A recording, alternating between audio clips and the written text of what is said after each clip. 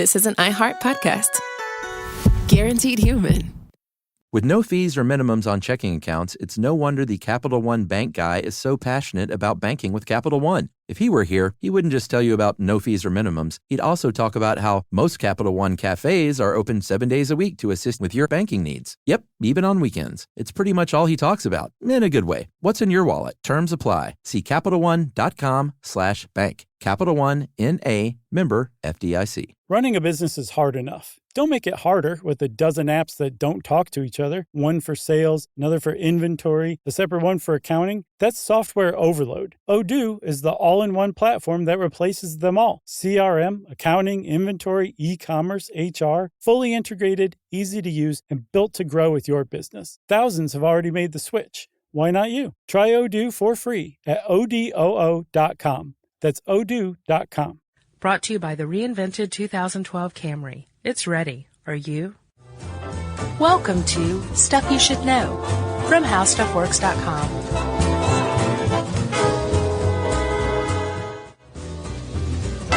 Hey, and welcome to the podcast. I'm Josh Clark. There's Charles W. Chuck Bryant. Meh. Yeah, that's right. That's me. Now fall over. Thud. Yes. Not yet, Chuck. We're getting there. Okay. Okay. How you doing? You feeling a little sick after Los Angeles? Yes, Josh. Heavy workload and stress usually means Chuck crashes and gets sick afterward. Yeah. I came very close. That's what happened. As I was telling you, I am a walking ad for emergency. I know. It works really well. It's good stuff. Chuck, I hope you feel better soon. Thank you. In the meantime, let's talk about the satanic symbol that is the goat. Yeah, the inverted star is supposed to be a goat head. Is that right? Yes. That is actually the Baphomet. The Baphomet? The Baphomet. It's I think a 17th century French illustration. No, 19th century French magician Eliphas Levi drew the Baphomet of Mendes, right? Okay. And Mendes is like the key term here. This is where the idea that the goat was satanic came from, okay? So back in the day, back when the Greeks were running around Egypt, let's say the 4th century BC. Okay. One of them, Herodotus, wrote of the Mendes people who lived along the Nile and venerated and essentially worshipped goats, specifically male goats, as symbols of fertility. And the Greeks, doing what they did, eventually ripped this idea off and labeled their god Pan, the king of the satyrs, the half god, half man god. That's right. Who liked to woo the ladies and basically press his male goat sexuality onto them. Right? Okay. So we have the idea that a male goat, a.k.a. a ram, in a lot of cases, I'm pretty sure, became the symbol for powerful male sexuality, right? Sure, why not? As the Christian church came about and sexuality kind of diverged from reality, that concept became more and more taboo, increasingly taboo, until finally you get to the point where we arrive at the Knights Templar, who supposedly venerated Baphomet. Those guys pop up a lot with us. They do.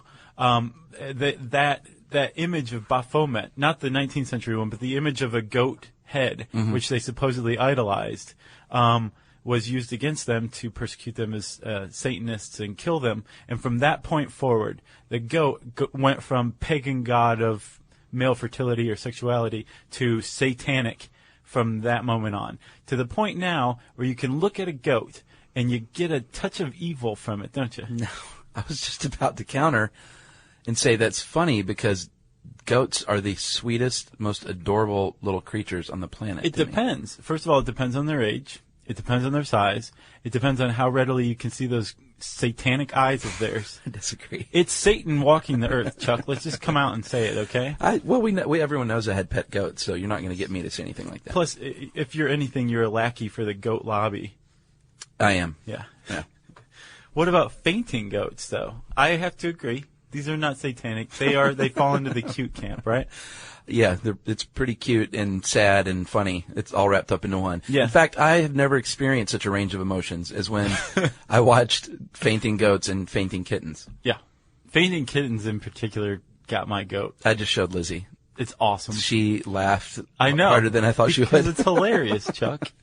It's so sad looking, though. I know, but then they kind of look around and look like a stupid kitten and like blink a few times and they're fine. I urge anyone who hasn't seen, first of all, Fainting Goats, to go on to youtube.com. That's youtube.com. Yeah. It's a kind of like a video repository of sorts. You can share videos. Type in, it's amazing.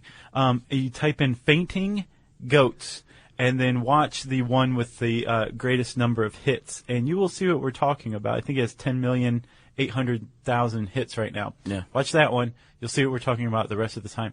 You can also, if you want to treat yourself, type in Fainting Goat Kittens -original video, and you'll see what makes me laugh and makes Chuck cry. And if you want to really treat yourself, type in Where's Bee? Oh, that one's adorable. That's the little the lamb. Yeah, that's the cute. Is that a lamb or a goat? It's a lamb. But a It's lamb cute. is a female goat, right? Or it's a baby goat? Isn't a goat a male lamb? A baby goat is a kid. A lamb is a lamb. Huh. Oh, yeah, a lamb is a baby sheep. Yeah. Okay. We're all set. No need for emails, everybody.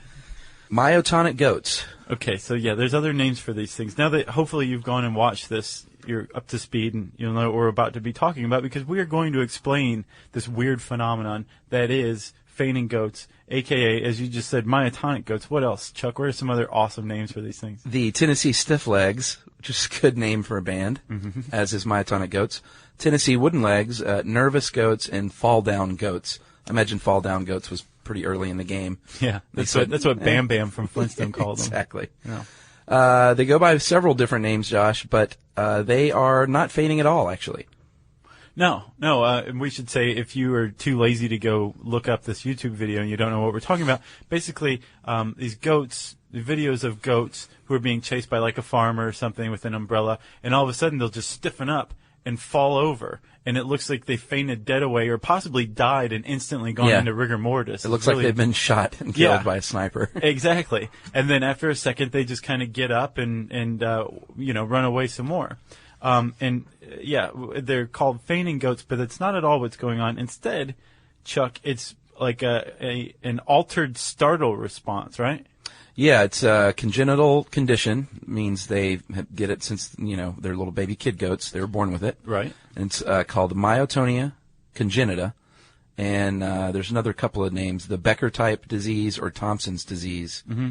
And, they basically, we'll get into the specifics, but what happens is they tense up, like the fight or flight, like if an explosion went off right behind you right now, you'd tense up and then go, whew. Maybe. What happens here is they tense up and they don't untense. They stay stiff long enough to fall over on their side as if they were dead. Yes, as appropriately Robert Lamb, who wrote this article, points out, it's like that. When you tense up from a fright or a startle or danger, flight or fight or flight. Uh-huh. It's been a while, clearly, hasn't it? That tension that's relieved almost immediately. That basically your brain getting your body zapped into preparedness. Get ready to run. Right. Goat. Stop thinking about Tootsie Roll Pops, jerk. It's time for you to kick some bottom. Yeah. Or in the goat's case, quit thinking about that big patch of grass. Right. There's a wolf behind you. Right. Run and get out of here. Exactly. But instead of running, they tense up, they fall over because their muscles take about 10 or 20 seconds to relax, right? Yes. Support for this show comes from Public, the investing platform for those who take it seriously. On Public, you can build a multi-asset portfolio of stocks, bonds, options, crypto, and now generated assets, which allow you to turn any idea into an investable index with AI. It all starts with your prompt, from renewable energy companies with high free cash flow to semiconductor suppliers growing revenue over 20% year over year. You can literally type any prompt and put the AI to work. It screens thousands of stocks, buys one-of-a-kind index, and lets you backtest it against the S&P 500. Then you can invest in a few clicks. Generated assets are like ETFs with infinite possibilities, completely customizable and based on your thesis, not someone else's. Go to public.com/SYSK and earn an uncapped 1% bonus when you transfer your portfolio. That's public.com/SYSK. Paid for by Public Investing. Brokerage services by Open to the Public Investing, Inc., member FINRA and SIPC. Advisory services by Public Advisors LLC, SEC registered advisor. Generated Assets is an interactive analysis tool. Output is for informational purposes only and is not an investment recommendation or advice. Complete disclosures available at public.com/disclosures.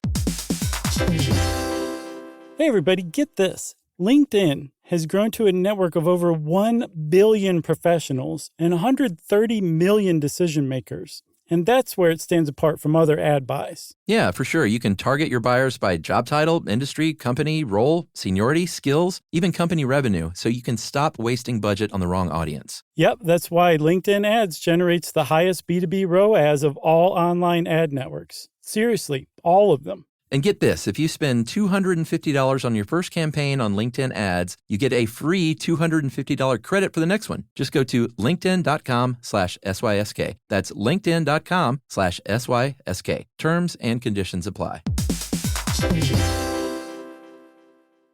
So you talked about myotonic. They're myotonic goats. Myotonia exists in more than just goats. It exists in humans as well. Yeah, kittens, we said. Yeah. Saddest video ever. It's so awesome.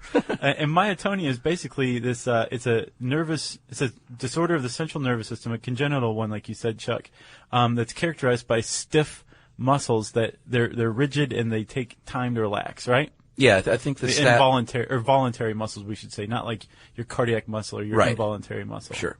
The stat I found was that it affects about 1 in 100,000 people. And in northern Scandinavia, 1 in 10,000. Huh. Who knew? Well, I guess they have a bottleneck up there of some sort. I don't know. Because not that many people want to move up to Scandinavia. I didn't see any kind of explanation for why there would be more abundant there, but that's how many it affects in people. If you have it, there's some medication. It's not that big of a deal. Stay exercise, stay loose. Right. Don't walk around big piles of glass, I would say, or beds of nails. You don't want to fall on anything like that. Maybe you shouldn't be driving a car. But I don't think humans actually stiffen and fall over like the goats. I think it's more of a temporary stiffening. Or again, as Robert Lamb put it, a full-body Charlie horse, but without the pain. Yeah. Yeah, they say they don't feel pain. I don't know about that. Yeah, we'll get into that in a second. All right. But there's a similar condition, too, called myoclonus. And it's actually the basis of probably my favorite physiological trait of humans. What's that? The myoclonic jerk. You know, when you're falling asleep and then all of a sudden you go, and you Is that what that's jerk called? Awake. Yes. Yeah, that happens to me. And if you'll notice, most of the time you're dozing and you're dreaming of maybe falling down a stair or something like that. So apparently your brain is either confused that you are in fact falling, or it doesn't understand why your muscles are relaxing in some weird way, right? And it's jolting you awake. Okay. Or it thinks you are dying and it's railing against dying. It's trying to get your heart going again. Those are the two explanations I've heard. Either way, thank you, body. Yes. And mind. But another name for it is the hypnic jerk. The hypnic jerk. It's just great. Do you like it when it happens to you, or you just think it's neat? It's just funny. Yeah. Yeah. Yeah, it's a weird feeling. It's sort of like when you almost fall back in a chair and you catch yourself. There's nothing more like, thrilling to the body than that oh my gosh, I'm going to die here in 1 second. Exactly. So it's thrilling because your muscles tense up. You have to wonder, if you're just sitting there for 10 or 20 seconds, does your brain apparently would know that there's no longer any danger, but you can't move. Right. Which I imagine would be kind of stressful. We know that the brain knows that there's no longer any danger because the actual disorder is on the cellular level in the muscles, right? Yeah, there's a gene, Josh, called the CLCN1, the chloride channel 1 gene. Of course. And it's involved in the production of proteins, which are, proteins are good for muscle relaxing and contracting and stuff like that. Well, yeah, and chloride ions specifically, right? Yeah, what's the deal? Too much chloride? Yeah, remember, Chuck, the point of being alive as a functioning body is homeostasis, right? Right. So you want an equal amount or a relatively comparable amount of positively charged sodium ions, which tell your muscles to contract. Right. and negatively charged chloride ions, which say, go ahead and relax muscles, right? Oh, there's not enough chloride in this case. Yes. Right. So there's an abundance of sodium and not enough chloride, which means that when the cells are innervated, the muscle cells are innervated with an electrical impulse from the brain, Right. like tense up, it takes them longer to relax because they're out of whack, because this gene is not expressing those chloride ions like it should be. But cool. So it's not the brain any longer thinking that we're afraid or that there's a danger. It's the muscles. It's all in the muscles. That's right. And it is hereditary. It can be dominant or recessive, meaning either one of your parents can have the gene or both. Not too picky there. And the difference is with the goats is they're actually bred to encourage this. Right. And here you mentioned something a second ago that kind of smacked of the ethics of it, right? I don't remember what it was. Maybe but I you were did. kind of like, But let's go to, well, just people laughing. Every time I see those videos, I think the goats, they're roaming around their pen, and then I get the feeling they see people coming. They're like, oh, God. here we go. Here we go again. Some jerk is going to shoot a gun in the air or something, and we're all going to fall over, and they're going to laugh at us. Very funny, ha-ha. Right, exactly. So here we go again. Here we go again. And every time they see a human, without fail, I'm sure a human does that to them. And the humans laugh and think it's the funniest thing they've ever seen. The goats Right. are just like, yeah. Yeah, and actually, there's two reasons that fainting goats are bred these days. One is for novelty, because they do that, and another is for meat, basically. Yeah, that made me sad. I thought it would just be strictly novelty and having them as a pet. No, and initially, I mean, that's what most livestock goats are used for, is meat, and frankly, they're delicious. But I wouldn't know. they're so delicious. Goat is Can't eat awesome. goat. But if you think of them as satanic, you can eat them all day long. It's like you're eradicating evil by eating the goat. You know what I'm saying? Sure. Give me one of those evil satanic goat tacos. I want to do my part. Can I give you a tad of history? Yeah. Do you want to talk about the history of it? Sure. Okay. I know we're hopping around here. That's like right. A goat on fire. Like bee. But the reason that Tennessee stifflegs, or fall down goats, as some people call them, are called Tennessee stifflegs or Tennessee wooden legs is because they were brought down from Nova Scotia, allegedly, by a farmhand named John Tinsley. Yeah, that's what they think. Yeah. From what I saw, that was the likeliest explanation. Yeah, to Marshall County, Tennessee in the late 1800s, 1880s. Yep. And he started breeding them, which is called unnatural selection. We'll get to that in a second. Yeah. But the goats were originally not bred for novelty, right? It took 100 years for them to really start to be bred for novelty. They were bred because, Chuck, as you pointed out, their muscles don't atrophy. Right. They do the opposite, right? Well, yeah, I mean, if you think there's muscle waste going on, think again, because it actually makes the animal much leaner for slaughter. Right.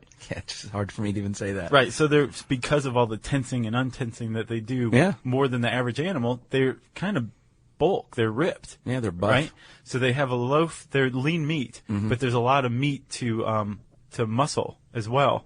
So they're prized for their meat, and apparently their propensity toward myotonism, Fainting? myotonia, Tensing up. fainting, prevents them from climbing fences, which is a big problem when you're keeping goats as livestock. They like to just hop right over a fence you erect for them. Mine didn't. No, My goats loved being pet goats. I'm sure. Were they house goats? Well, no, we had a big pen, and they were actually in there with the dogs. We had 2 dogs and 2 goats, and they were, I mean, the goats, I think, took their cues from the dogs because they were very, very playful, and I used to play games with my goat Nestor all the time. Whatever happened? Nestor, well, Billy died, which is very sad. That's a good name for And then, of course, and then Nestor, we eventually were like, you know what, we need to move Nestor out to a farm, so this lady took him. And Nestor rode in the back of the truck with me with his head on my lap the whole way. And what'd the lady do to Nestor, do you think? I think she kept Nestor as a goat, and that's the story I'm sticking to. That Nestor was a pet until he died of old age. That is a beautiful story, Chuck. Yeah. Okay, so good. So your goats fared very well. I'm glad to hear that. Remember the goats at my birthday party? They one of them was a house goat, remember? Oh, yeah. House goat. Uh-huh. Wow. So there was an actual reason that fainting goats were bred initially, and it wasn't for kicks. The Tennessee farmers of the 1880s actually were a little more soulful than the ones today. Yeah, and it wasn't funny back then. Nothing was funny I'm sure back somebody, then. right, yeah, exactly. Don't laugh at that. I can't say it. I just had like 80 great jokes ran through my head. So are you talking about the protection of the herd? Not yet. Oh, okay. So the goats become an established breed of their own by the 1950s. Right. And about that time, they start to leave Tennessee. I think for Texas was the next place that they really spread out. Uh-huh. But it wasn't until the 1980s that the goats were really diverged into two, not necessarily two different breeds because they haven't separated yet, but there's one line that's generally bred for meat. Right, like the original version. Gotcha. And the other line is bred as a novelty, and Okay. they tend to be smaller and just faint like that. Cuter, Yes. faint longer. Yeah, because if you just kind of leave it alone, the myotonia is worse as worse early in life. Yeah, they get kind of used to it. Sometimes more, they adapt to it. They're not as scared later in life. So yeah, Right. younger goat is more prone to fall over stiff. Exactly. So, but I think if you compare an adult fainting goat bred in that line to be a novelty to a goat that was bred for its meat of the same age, the novelty goat's going to probably fall over at the drop of a hat still. Right. Because farmer thinks that's funny.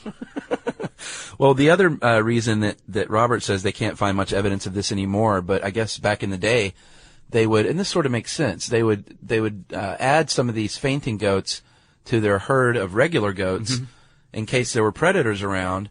A pack of wolves come up, scares the little pebbly doo-doo out of these goats, and then the stiff goats fall over and get eaten while the other ones take off and run. So it's almost like they're not bait, but, a much easier kill. Keep the wolves occupied so the rest of them can escape. You know what they are? What? A sacrificial lamb. Yeah, you're right. That's exactly what they are. But there's no evidence that that's really the reason that they're breeding them now. No, and there's apparently not much evidence that, or how much that was used. I think it could have just been a good idea, right? Yeah. So, Chuck, the idea of make no mistake, myotonia is it's a deficiency. Yeah. It's a disorder. Sure. It's not a desirable trait. No. So the idea of taking because it's an undesirable trait under natural selection, it shouldn't exist, right? Right. Because if you take a fainting goat out in nature, like you said, They won't last along long. with a herd of sheep or other goats or whatever, no, they'll be the first eaten, and then they won't have a chance to reproduce eventually, and that trait would die out. But them being bred for an undesirable trait, and then protected by humans, whether by a fence or Right. Like a hillbilly with a shotgun or whatever, Yeah. that's called unnatural selection, right? Yeah, nothing natural about it. No, or artificial selection is another way to put it. Yeah, and anytime something like that happens, there's going to be some people probably at an organization called PETA that might stand up and say, I don't know if this is such a cool thing for humans to do. And PETA, as expected, isn't the biggest fan of raising fainting goats.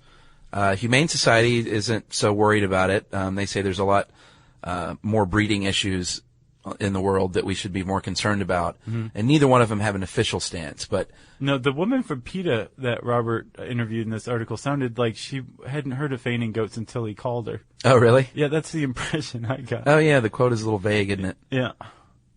Yeah, she just like the standard PETA quote, just plug in the animal. But who knows? There is no official stance, though, so maybe Robert alerted her to this whole phenomenon. Yeah, but they have an official stance now. Yeah, probably. And it's stop breeding fainting goats. It's a little late for that, though. It's recognized and prized as a separate American breed of goat. There's about 3,000 to 5,000 of them running around and then falling over. Right. And they don't look like they're going anywhere. The Livestock Conservancy, I think is what it's called, suggests that this breed of goat be very much protected and taken care of and conserved is, I guess, the best word to use. Support for the show comes from Public, the investing platform for those who take it seriously. On Public, you can build a multi-asset portfolio of stocks, bonds, options, crypto, and now generated assets, which allow you to turn any idea into an investable index with AI. It all starts with your prompt. From renewable energy companies with high free cash flow to semiconductor suppliers growing revenue over 20% year over year, you can literally type any prompt and put the AI to work. It screens thousands of stocks, builds a one-of-a-kind index, and lets you backtest it against the S&P 500. Then, you can invest in a few clicks.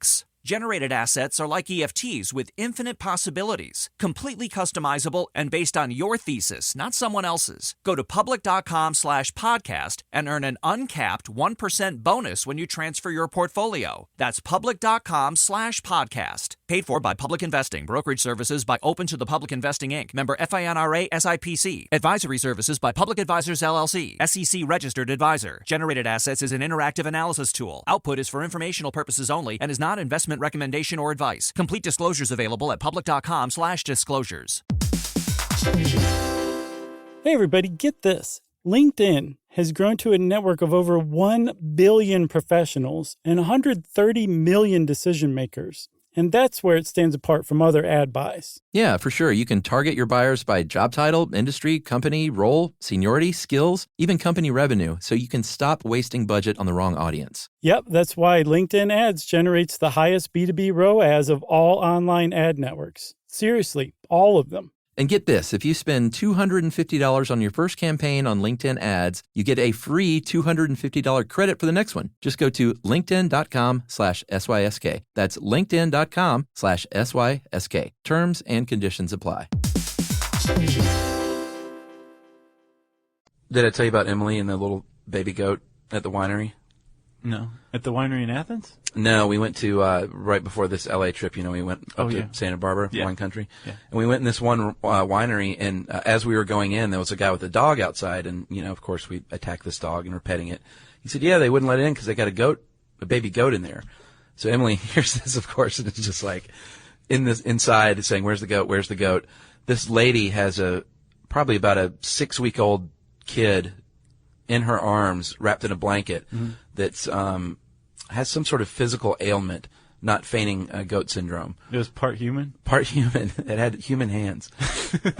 No, but she had this little baby kid, and Emily goes over and starts drooling, and the lady says, "Do you want to hold it?" And in less than a second, the goat swap had been made, and for the next 20 minutes, this goat is literally like nuzzling Emily in the neck. Nice. And I took about 20 pictures of the range of emotions on Emily's face. It's pretty was funny. there any crying at all? There wasn't crying. It was a type of ecstasy that you rarely see in an adult human female. Awesome. That is pretty awesome. cool. Yeah, very cute. You're like, long story short, we own that goat now. Yes. Yeah. No, not true. My aunt used to have a pygmy goat in California along the Russian River. Did they not get big, I guess? No. Hence the... I would say a pygmy feigning goat would be about the cutest combination. Yeah. Especially one that, asked to shine your shoes with, big doe eyes or something, Those kittens, though, man. I can't watch that. Yeah. It just doesn't look right. It's awesome, I think. Because they don't look like they're hurt. They don't look injured. They just look surprised every time and then fine. Well, kittens look surprised with everything. They have that constant look of surprise. Yeah. Anything else? No. We've touched on the satanic nature of goats, meat goats, fainting kittens, unnatural selection, Tennessee, Texas, the 19th century, and that's about it, right? Emily's unnatural love of animals. Yeah. Myoclonic jerks. Yeah. Everything's right on. And now, when you see these videos and you show your buddies, you can now tell people this is something you should know. This is exactly what's going on. Say they're not fainting at all, actually. Yeah. Stupid. So, if you want to learn more about fainting goats, remember, go to YouTube, youtube.com, and type in fainting goats and then fainting goat kittens. Which doesn't really make sense. It could just be fainting kittens, but still. Yeah. And you'll see some hilarity. You can also learn more about fainting goats in a very well-written and well-researched article by Robert Lamb of Stuff to Blow Your Mind, How Fainting Goats Work. Type that into the handy search bar at howstuffworks.com, and that will bring that up. And that means I just brought up listener mail. That's right, Josh. I'm going to call this a real CSI dude. This is from Ed in Chico, California. Hey, Josh and Chuck and Jerry. I'm a crime scene investigator for a municipal police department in rural Northern California. Being a CSI is just one of my collateral assignments. I'm also an evidence technician and have a couple of other titles, depending on who's giving me orders that day. Nearly every agency in my area has trained cops or civilians to be a CSI when needed, not as a standalone assignment. So that kind of answers one of the questions we had. Yep. I showed interest in being a CSI when I started my evidence assignment 4 years ago and was sent to basic CSI school, then later advanced CSI crime scene reconstruction school. He skipped right over intermediate. Yeah, I guess so. This guy's gifted. And finally, blood spatter analysis. We also do monthly in-house training on topics like photography, trajectories, DNA collection, buried body excavation, etc. Our CSIs are jacks of all trades, since our agencies are too small to be able to afford specialized positions. Your show is very well researched and had all the highlights of blood spatter and forensic photography. And as a sidebar, while we do have two big expensive $2,000 SLR cameras, we really only use them for the most specialized photos, like nighttime crime scenes. 99% of the time they use a point and shoot from Walmart. Really? Yeah. I could see that, though. I mean, like, that technology's gotten good enough so that I'm sure... I know, but it would just seem weird if you saw Dexter, like, walk up with a little point and shoot. Yeah. And plus, I think if you were the family of, like, a murder victim and you saw some guy walk up with a point and shoot, you'd be like, are you even supposed to be here? Yeah. How about a real camera? Yeah. How about a little respect? You mentioned blood voids at a crime scene. We call them blood shadows. Oh, I like that one, too. That's pretty cool. Ghoulish. I enjoy being a CSI, but like Josh said ages ago, television ain't nothing like reality. I can't stand watching those shows. They drive me crazy, but they're not based in reality writing. In reality, DNA evidence takes 1 to 2 months, and latent prints can take 4 or 5 months, not 4 to 6 minutes. Yeah, and the other thing is like everybody is just this jack of all trades. Like, oh, I got these prints off of this scene, and I'm going to go analyze them, and I'm going to go, like, shake down the bad guys. Right. You know? It's like, spend more money on an ensemble, will you? Thank you, Ed from Chico. Oh, that was it? Yeah, that was it. Sorry to end your letter with a rant from me, Ed. Thank you very much for your illuminating letter. We appreciate it. We want to hear from you. First of all, you can go check us out on Facebook, facebook.com/stuffyoushouldknow. You can follow us on Twitter, SYSK Podcast. And you can join our Kiva team, kiva.org/team/stuffyoushouldknow. You can also always email us. And specifically, if you have ever tampered with natural selection through artificial selection, we want to hear about it. Send us an email about this. Right, Chuck? That's right. That's stuffpodcast@howstuffworks.com. For more on this and thousands of other topics, visit howstuffworks.com. Want more How Stuff Works? Check out our blogs on the howstuffworks.com homepage. Brought to you by the reinvented 2012 Camry. It's ready. Are you?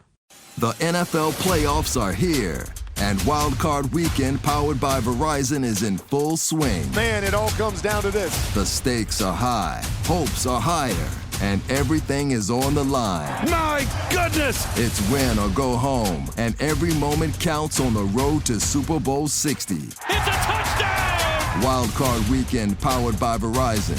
Through Monday. Visit watch.nfl.com for the full schedule. At CVS, it matters that we're not just in your community, but that we're part of it. It matters that we're here for you when you need us, day or night. And we want everyone to feel welcomed and rewarded. It matters that CVS is here to fill your prescriptions and here to fill your craving for a tasty and, healthy snack. At CVS, we're proud to serve your community because we believe where you get your medicine matters. So visit us at cvs.com or just come by our store. We can't wait to meet you. Store hours vary by location. This is an iHeart podcast. Guaranteed human.